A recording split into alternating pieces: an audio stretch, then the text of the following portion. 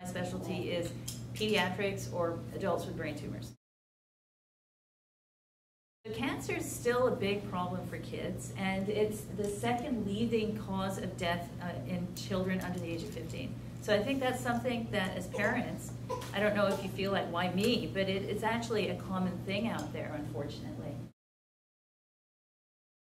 Why we're doing this, it's the whole idea is to reduce the number of toxicities both right now and down the road. And for kids, the most important thing is the stuff that happens down the road. The Proton plan reduces that spray of radiation, and we think that's so important in kids, and that's why a lot of insurance companies are agreeing to pay. In disease sites that we're having a hard time with, we're actually reintroducing radiation at a younger age. For instance, ependymoma. For a while, we weren't treating kids under the age of 3.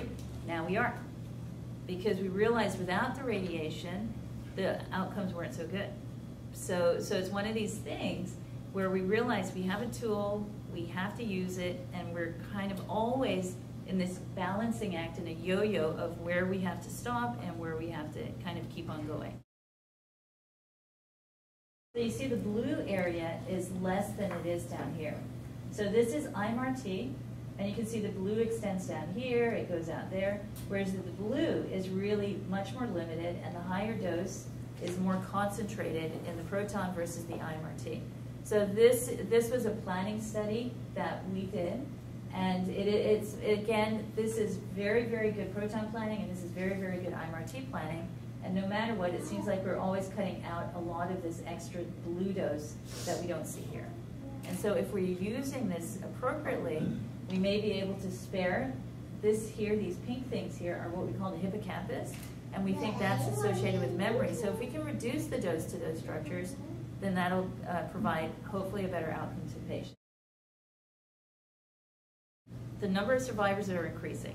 So we know that, we're doing better. We have to consider the long-term effects of all the treatments we do, and that's from surgery, the chemo, the radiation, everything. We want to decrease treatment volume and dose. And there's always an effort to reduce dose to as low as possible, but we realize if we're going to go down too low, we may not get tumor control.